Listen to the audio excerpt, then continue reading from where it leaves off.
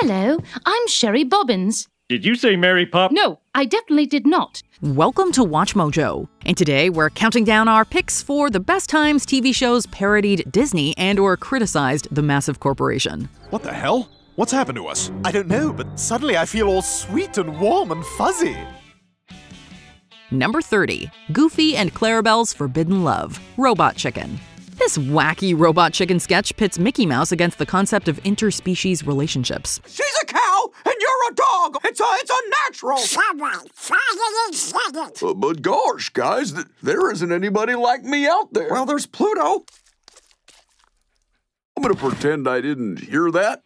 When the mouse gets riled up about Goofy and Clarabelle dating, a meeting gets arranged where other notable Disney characters share their 2 cents. You'd think this plucky crew would be positive and open-minded, but instead they're pretty bigoted. You can't legislate love! Oh, really? 2 confirmed bachelors who've cohabitated their entire lives have liberal social ethics? Shocker! We're brothers! Cousins! Get your story straight, fellas. Walt Disney actually ends up being the voice of reason by preaching against their closed-mindedness. While that's great, it's also interesting considering Disney's own alleged racism, a fact that Uncle Remus's inclusion pokes fun at. What we do know for sure is that love is love, and Mickey Mouse is a jerk here. Number 29. New Corporate Overlords, The Simpsons.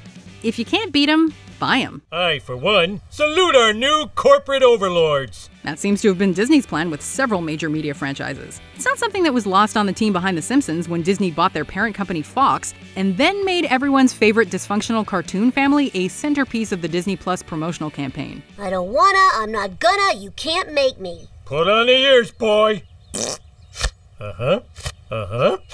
In an ad, Homer praises their new corporate overlords as he and his unimpressed family are surrounded by statues of then Disney chairman Bob Iger and Darth Vader. He insists his family praise their new bosses, even when Dumbo falls from the sky and crushes him. What's up? Now that's some brand loyalty. Number 28. The Not-So-Wonderful World of Wizzly, My Life as a Teenage Robot.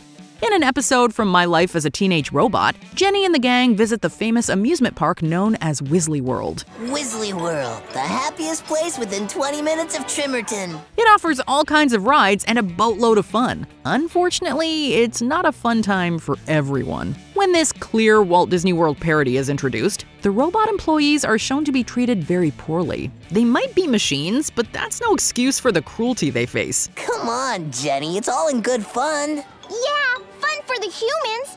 How'd you like to sing some stupid song over and over all day long?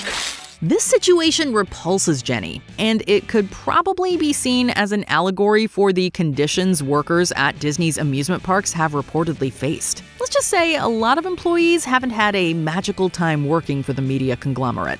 Number 27. Disgruntled Mickey, Rocco's Modern Life. During the episode Rocco's Happy Sack, Rocco goes about his business shopping at a grocery store. Everything looks so good when you're hungry, eh, Spunky? Sweet and sour bloated ticks. While he does, viewers briefly get a glimpse of another shopper by the frozen aisle. This rodent quickly complains about how the store's out of their favorite ice cream before walking off. They never have my flavor. Been a long time since I had me a big bowl of head cheese and berries. The rude rodent is a parody of Mickey Mouse, but unlike his Disney counterpart, he's not so pleasant to be around. You can just tell by his pissed-off expression that he's a lot less cheery and a lot more bitter. We can't blame him for being upset about the store being out of his favorite ice cream, but could he have at least closed the door like a proper gentleman? Or maybe it's Gentle Mouse? Number 26. Hieronymus Glove is Walt Disney, SpongeBob SquarePants.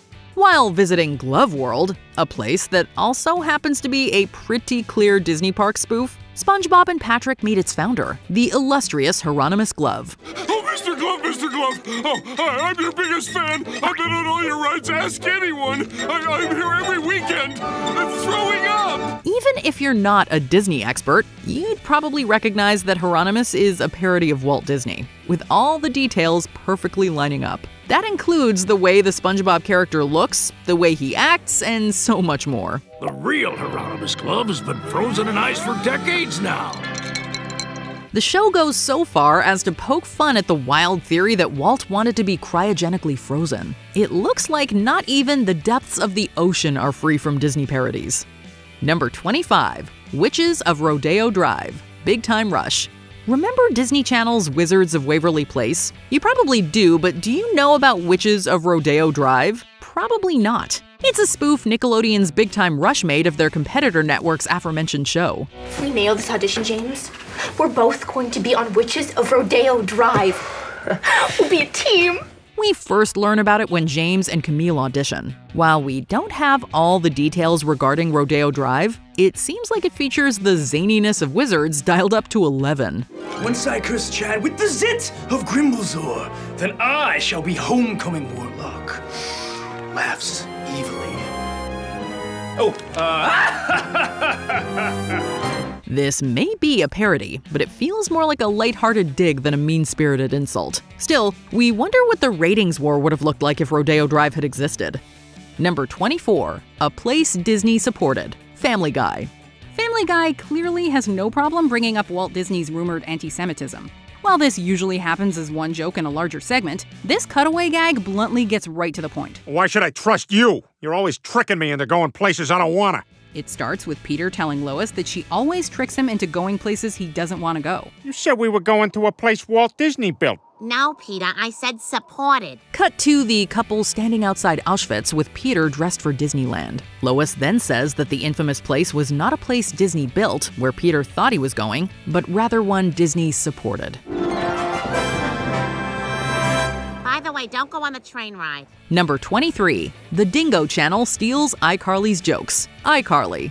Plagiarism in any industry is considered a very serious offense. So when the gang in iCarly suspects the Dingo Channel is stealing their bits, they decide to take action. Those dingo people are dead. What are we gonna do? We're gonna go find them and kick them in their dingos! Instead of trying to fight the giant TV channel through the court of law, though, they pay a visit to Dingo Studios. Besides the obvious spoof of Disney Channel, the episode also includes Spencer and Freddie finding the frozen head of founder Charles Dingo. What's he got there?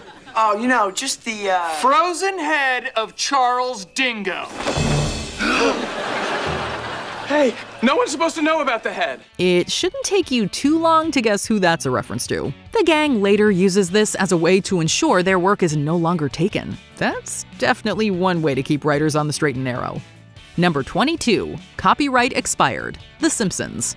It's no secret that Disney is very protective of its property. If your product invites too much comparison to the Disney brand, a lawsuit is likely on the horizon. So when Principal Skinner uses the slogan "the happiest place on earth" for the school carnival, Disneyland threatens to sue Springfield Elementary. Happiest place on earth is a registered Disneyland copyright.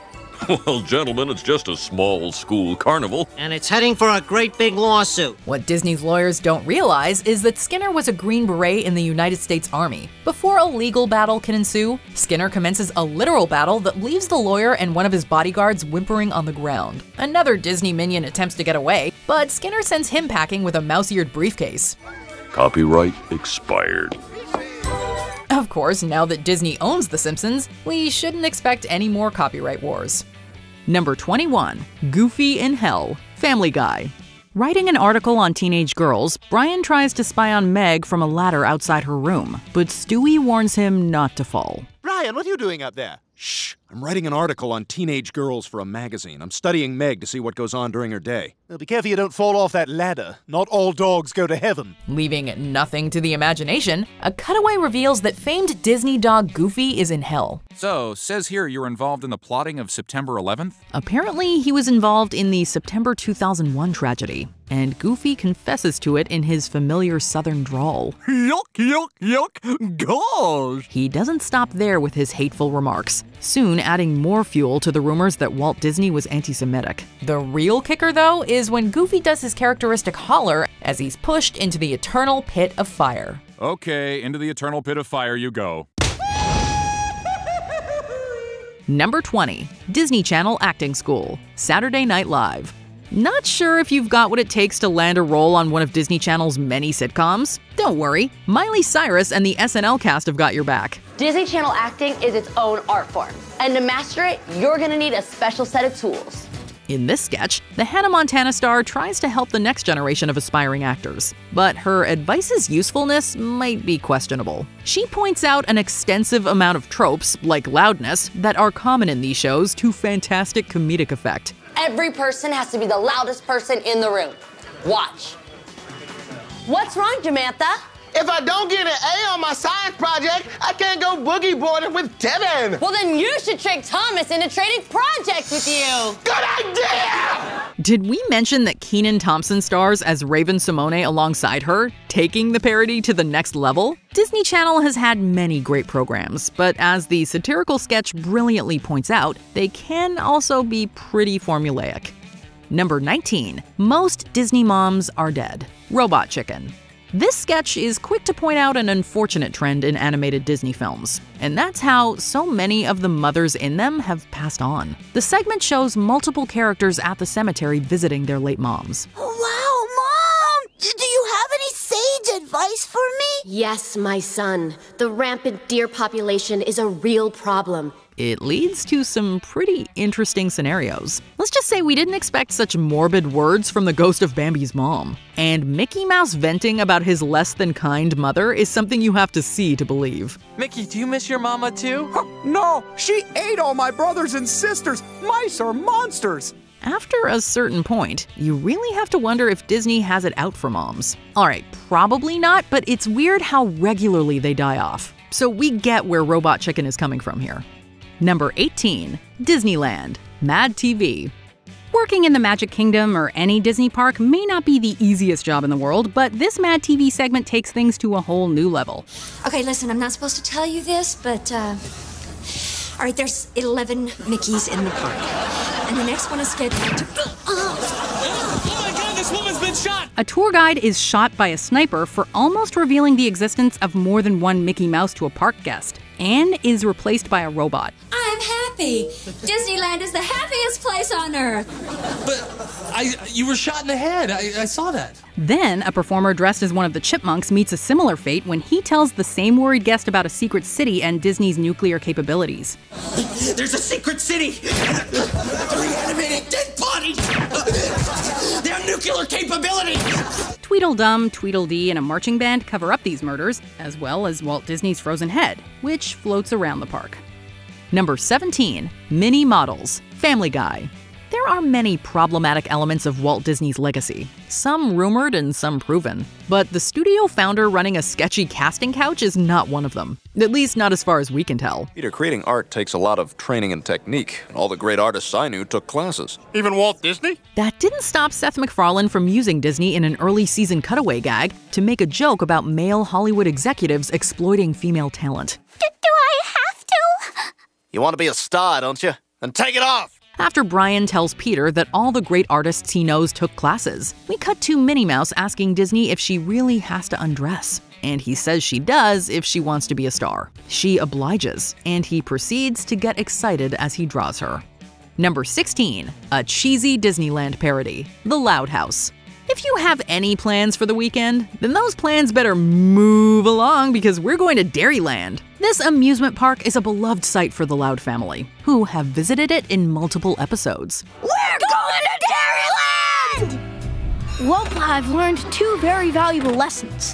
1, you should never try to turn someone into something they're not. And 2, if you ever ride the milkshaker, keep your mouth closed.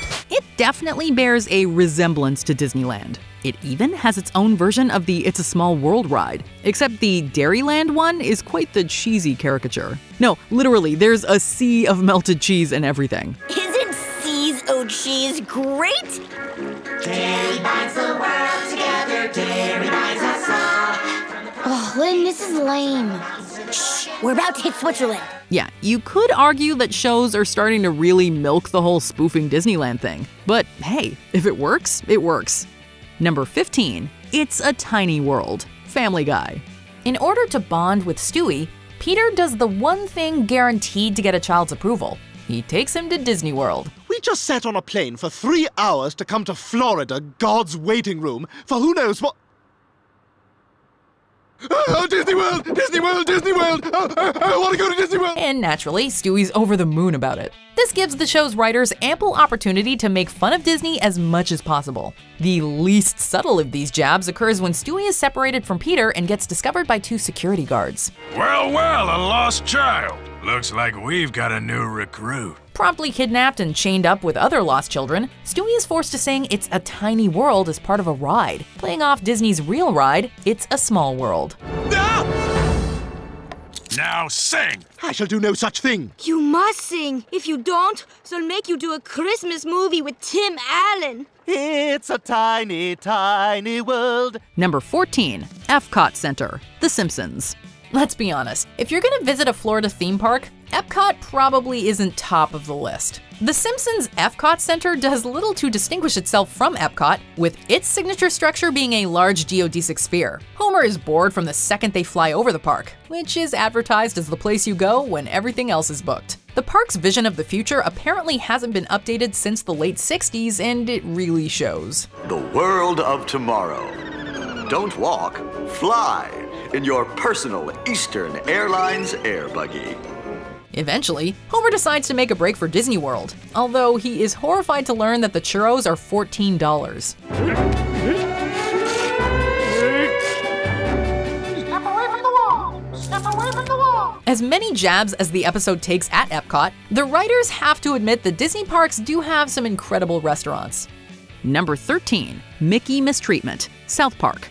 In the world of South Park, Mickey Mouse isn't just a mascot for Disney, he is the boss. And when an employee steps out of line, he is not above getting personally involved. Which one of you decided to go and start bad-mouthing the Chinese government? Who here thought they had permission to say anything critical of Chinese politics? In this episode, someone has been bad-mouthing the Chinese government. To get to the bottom of it, Mickey rallies all Disney characters and interrogates them to try to find out who the traitor is. Prisoners. You are a fat diabetic bear, and if the Chinese don't want you, then I don't either! And it's pretty full on, playing on the perception that Disney is super strict with its stars. The writers also throw in a dig at Mickey being unsure whether his company owns South Park. You know, because Disney owns everything. I don't know you. Are you from Pixar? No, I'm from South Park. What's South Park? Do I own that? No, not yet, sir. Number 12, Itchy the Lucky Mouse, The Simpsons. We all know who Walt Disney is, but fewer people are familiar with Mickey's co-creator, Ub Iwerks. That's the first Itchy cartoon ever made, and it was made by me, Chester J. Lampwick. In this episode, it's revealed that Roger Myers stole the character Itchy from another animator in 1928, the same year Mickey made his debut.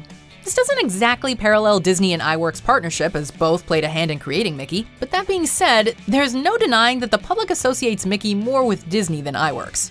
Okay, maybe my dad did steal Itchy, but so what?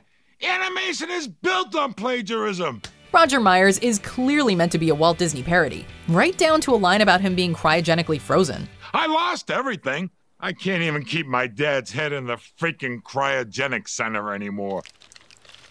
Of course, this episode could also be seen as a shot at Charles Mintz, a distributor who took control of Oswald the Lucky Rabbit away from his creators, Disney and Iwerks. Number 11, Evil Mickey Mouse, Drawn Together. Some send-ups are bound to portray Disney in a negative light, but having Mickey Mouse essentially be a stone-cold killer is definitely subversive. In the Drawn Together episode titled Terms of Endearment, Foxy becomes a controversial character after getting radiation poisoning. She morphs into an offensive stereotype, so the KFCC steps in. Help me please! I'm free! Ain't you done heard of the immense opossum locomotion? It's a pretty wild premise. But what makes it so much weirder is that Mickey Mouse is later revealed to be the mastermind who's hell-bent on eradicating all problematic cartoon figures. You kids thought you could stop me?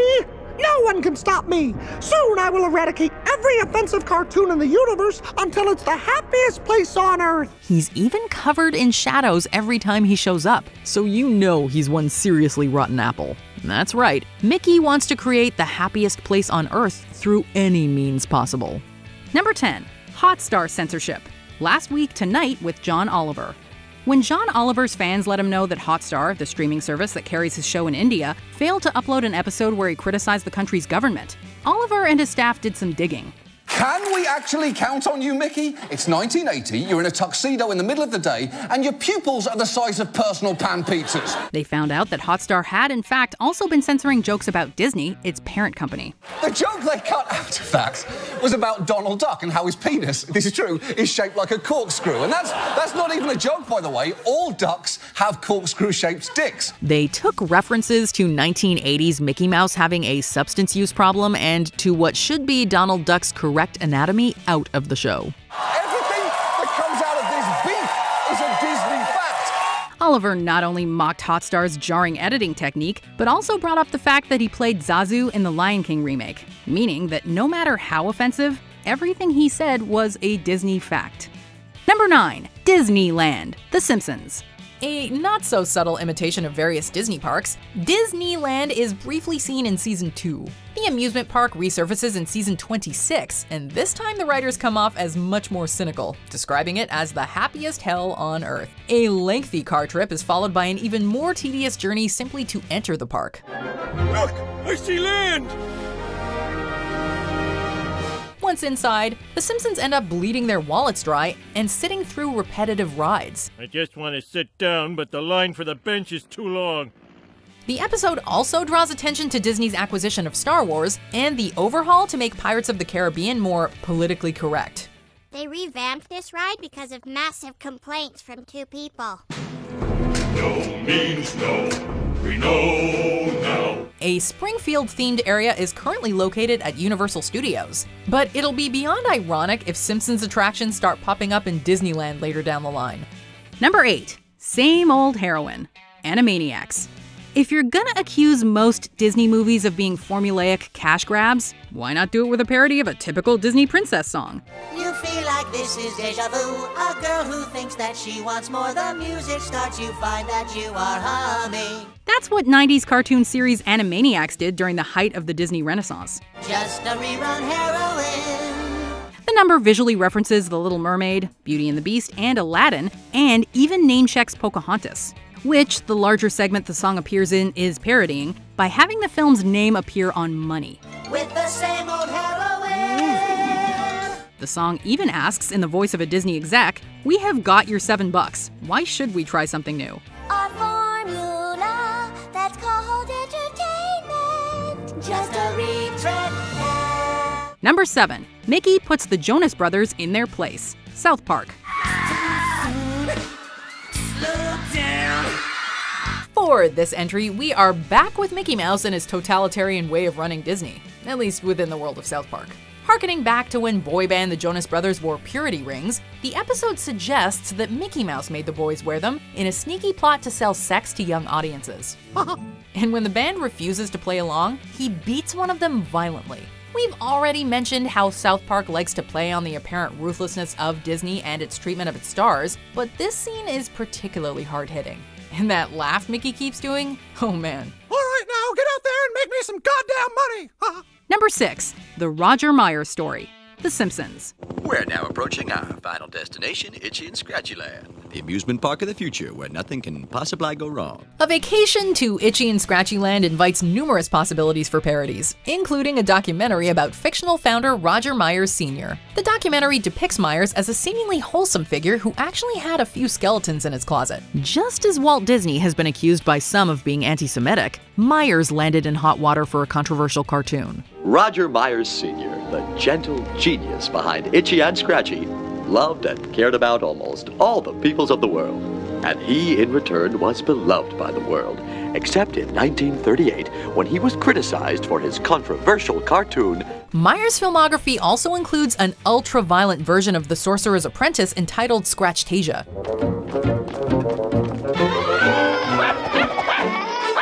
His follow-up feature is a Pinocchio parody called Pinocchio, which is perhaps even more shocking than the original novel by Carlo Collodi. You be a good Pinocchio, and don't you lie. I promise I will never hurt you. Ouch! A manic, scratchy robot destroys the screen before the documentary's conclusion, but we can't help but wonder if Itchy and Scratchy ever got the Bambi treatment. Number 5. Journey to the Disney Vault, Saturday Night Live. Sleeping Beauty 3, Lil Sleepy Meets Aladdin, Hunchback 6, Air Dog Quasi, Mulan 8, the Prozoids fight back. In this TV Funhouse animated sequence from Saturday Night Live, a couple of kids hear about the Disney Vault and wish they could live there. And Mickey Mouse tells them they can. Mickey! Now on DVD only, it's Journey to the Disney Vault. With a setup like that, you might think the skit would be a bunch of jokes about Disney direct-to-DVD sequels. And while there are plenty of those, what's in here? Oh, you don't need to see that.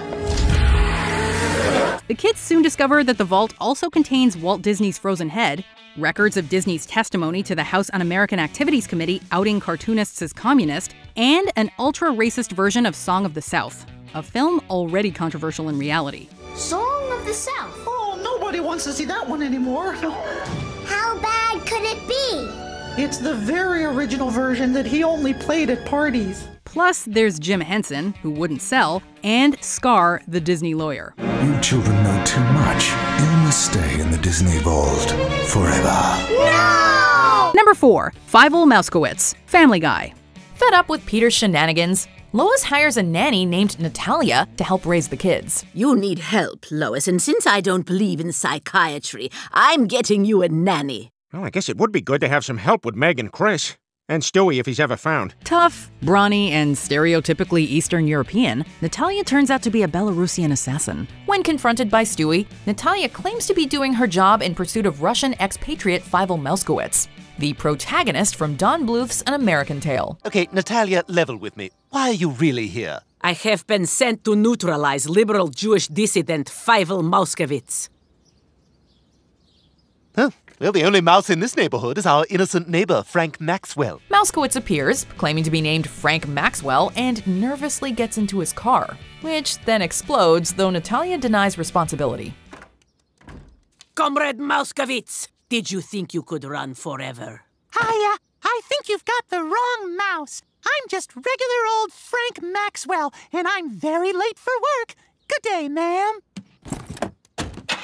Well, who should be lurking around the corner but Mickey Mouse, who sarcastically laments the mouse's bad luck, playing on Walt Disney's rumored bigotry and the fact that Bluth once worked for Disney. Number 3. Randy Marsh confronts Winnie the Pooh, South Park. And you thought we were done with Mickey Mouse mercilessness? Of course not. Feel to be made fun of on the internet.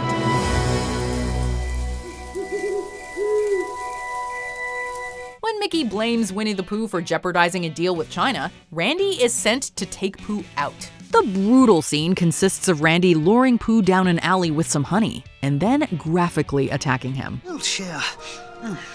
In just a few more slurps, I can. Again, this is another moment targeting the lengths to which Disney allegedly goes in order to keep business running as usual. It's not worth living in a world where China controls my country's art. 什么？你竟然看不起我？ I don't care how many people you have. I've got something in. But why did it have to be Pooh? South Park has never shied away from shocking imagery, but this really pushed the envelope. Number 2. Simba, The Simpsons. When the late Bleeding Gums Murphy appears to Lisa in the sky, it's hard not to think about Mufasa's heavenly message to Simba. That was for you, Bleeding Gums. You've made an old jazz man happy, Lisa. You must avenge my death, Simba. Actually, Mufasa appears alongside Bleeding Gums with Darth Vader and James Earl Jones. While the Lion King lampoon is evident, there's another joke that might have flown over your head. Mufasa accidentally says Kimba instead of Simba. Animation fans will know that this is a reference to Kimba the White Lion, an anime series from the 60s that shares an astonishing amount in common with the Disney film. Kimba, Kimba, Kimba, Kimba, Kimba, Kimba. Lion King directors Roger Allers and Rob Minkoff claimed they had no knowledge of the anime while making their film, but this moment seems to be suggesting that somebody at Disney was familiar with it. Be a boy and you can call it Kimba. Kimba, son of Caesar. Before we continue, be sure to subscribe to our channel and ring the bell to get notified about our latest videos. You have the option to be notified for occasional videos or all of them. If you're on your phone, make sure you go into your settings and switch on notifications. Number 1. Brian and Stewie visit the Disney universe, Family Guy. This classic episode features Brian and Stewie visiting alternate universes. The multiverse-hopping duo soon finds a Disney universe and are quickly won over. And it's not hard to see why. What the hell? What's happened to us? I don't know, but suddenly I feel all sweet and warm and fuzzy. It seems we're in a universe where everything is drawn by Disney. With a sickly sweet atmosphere, talking animals and objects, gorgeous animation, and a show-stopping musical number about pie, this universe embodies nearly everything we love about Disney animations. It's a wonderful day for pie. You can ask all the birds in the sky. However, Family Guy yet again brings up the racism rumors when everyone instantly turns on Mort Goldman, which prompts Brian and Stewie to move on. If it weren't for that disturbing bit, we'd love a whole episode in this style. Oh, but look how shiny my buttons are here! Is there a piece of sweet satire we missed? Let us know in the comments. Under the sea,